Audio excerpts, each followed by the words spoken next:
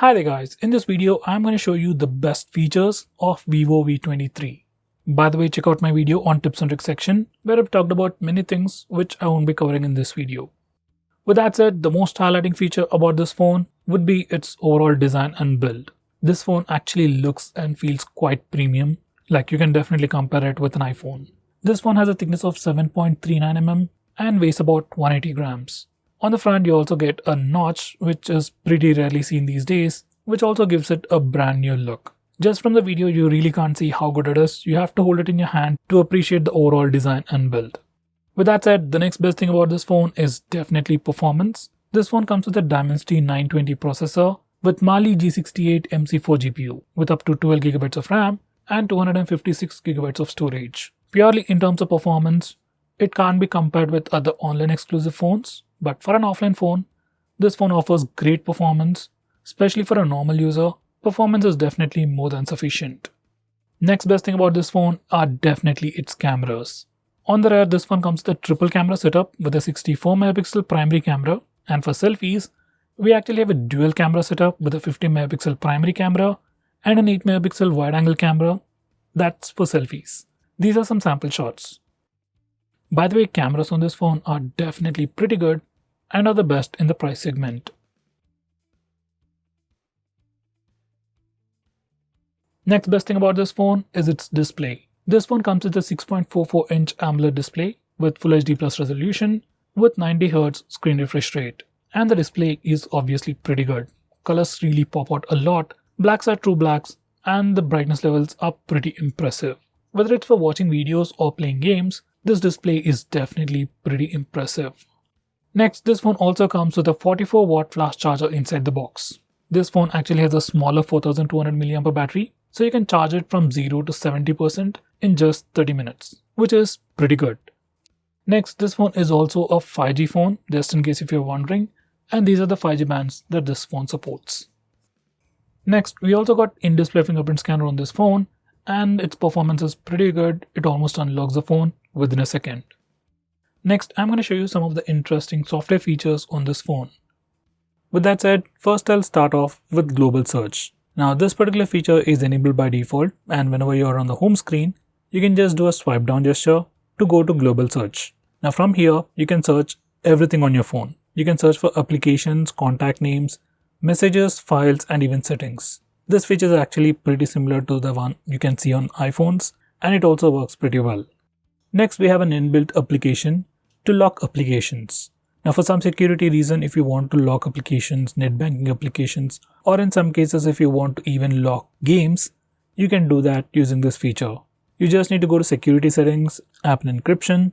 For the first time, you need to give it a unique password, and this password can be different from your lock screen password. Now select the applications that you want to lock, and you can also select on what basis it should be locked, like whenever you lock your phone or whenever you close an application, those applications will be locked. You can also choose to unlock locked applications using facial data and fingerprint scanner as well, which can be pretty useful. Now once you have configured all this, you can open any locked application and it will ask you for a password. And if you have already enabled fingerprint and face unlock settings, you can also use the fingerprint scanner or face unlock feature to unlock a locked application. As this is an inbuilt feature, it works pretty well and it's pretty secure. Next, we also have an inbuilt feature to hide applications. Once again, for some reason if you want to hide some applications on your phone, you can do that in this way. Once again, go to settings, security, privacy and app encryption. Now select app hiding. Now from here you can select all the applications that you want to hide. Do note that once you have selected these applications, they will stop running in the background. So if you hide applications like WhatsApp, they won't be receiving messages continuously in the background. Whenever you open them, they'll get the messages. Next, make sure you enable this particular toggle, View Hidden Apps, to check out your hidden applications. Now once you're done, you can go to the home screen and check out that all the hidden applications are hidden on your home screen. Even if you search for them on the Play Store, it will not show as installed. Even in your recent apps page, you won't find those hidden applications. Now to access those hidden applications, there are two ways. One is go to the same location, that's settings, security, privacy and app encryption. From there you can check out all your hidden applications. Another way is using a gesture. On the home screen, swipe up using two fingers to access all the hidden applications. By the way, you can also choose to go with password protection for hidden apps. Next, we have a feature called App Clone. Now, using this feature, we can have two instances of the same app. Like we can run two Facebook accounts, two Instagram accounts, two WhatsApp accounts on the same phone. It's a pretty cool feature, but it can only be used for some applications. By the way, we can also hide these secondary applications as well. Next, we have dynamic effects. Now, Vivo has put a lot of things related to animations and visuals of your phone all bundled up in a single place called dynamic effects. From this place, you can change your dynamic effects, touchscreen animations, ambient lighting effects, fingerprint icon animations, fingerprint recognition animations. So basically, you can do a lot of stuff related to animations and visuals of your phone. So definitely check out this section. Next, we have always on display.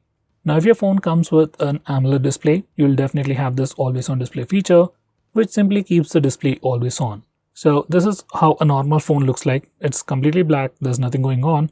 And this is with always display on. So basically you can have some extra information on the screen like date and time information, some notification icons, battery percentage and so on. So all this information will be always on even when your phone is locked.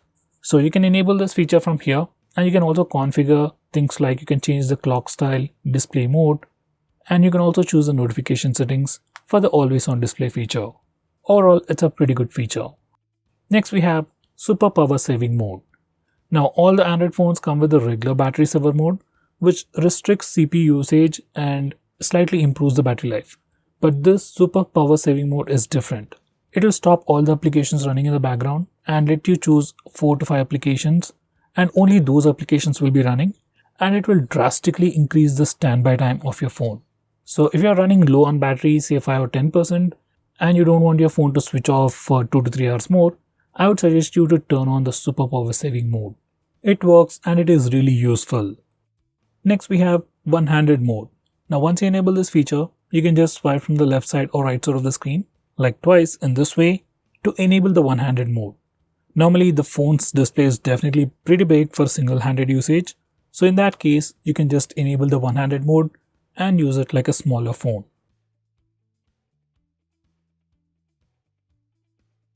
Next, we can also automatically record calls on this phone. Now to do that, you just need to open the phone dialer, go to phone settings, and you have the phone recording option. From here, you can choose to record all the calls automatically on your phone.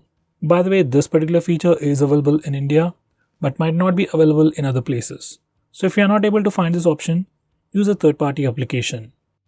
Next, we have game mode. Now once you enable this feature, whenever you are playing a game, you can access a game panel from the left side corner. You can just swipe it and it shows up, which gives you lots of options.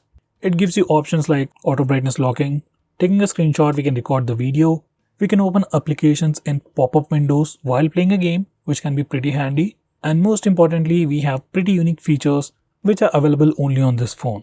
For example, we have 3D vibration with 3D surround sound.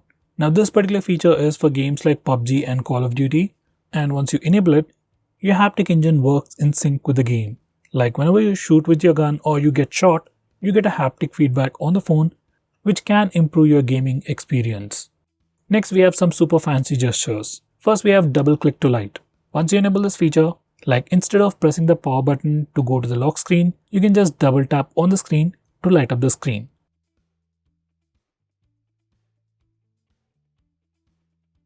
Next, we have double tap to sleep or double tap to turn off. Once you enable this feature, you can just double tap on the lock screen or on your home screen in a blank area to turn off the phone or just lock the phone. Now here's a quick demonstration. Whenever your phone is locked, you can just double tap the screen, turn it on, so you can check out the time and some other information. And once again, you can double tap on the lock screen to turn off the phone. You can do the same even from the home screen. Next, we have raise to wake. This is another super handy feature. Once you enable this feature, you can just pick up your phone from a table and the display lights up automatically. If you are using face unlock feature, it can make the unlocking process even more seamless. You just need to pick up your phone from the table, just look at the display, your phone lights up, checks your face and unlocks the phone. Once again, this is a pretty cool gesture. Next, I'm going to show you how to enable the alternative phone dialer and SMS application on your phone. Now by default, this phone comes with a Google phone dialer and contacts app. So if you want to change that and go back to the old Vivo phone dialer, this is how you do it. Just enable this feature and you get an extra phone dialer from Vivo, and then you can choose the default application that you like.